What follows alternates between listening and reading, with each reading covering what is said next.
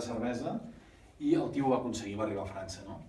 I realment tothom estava perplex, no? En aquell moment de la història doncs, es va parlar molt d'això, no? Va ser una notícia que va córrer per tot el món i els diaris de l'època doncs, en van fer tota mena d'històries d'heroïcitat. Li van fer un còmic, no? First to Swim the Channel.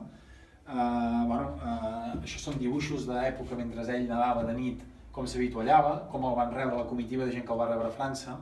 Bé, Webb, a l'arribar a França i a sortir de l'aigua, hi havia tot de periodistes de l'època i li van preguntar què sentia, no? En ser el primer home en creuar el Canal de la Mànega, no? I ell va dir: ni que visqués 100 anys podria explicar la sensació de llançar-me a l'aigua a Anglaterra i arribar a França, no? I sentir el terra sota els meus peus, no?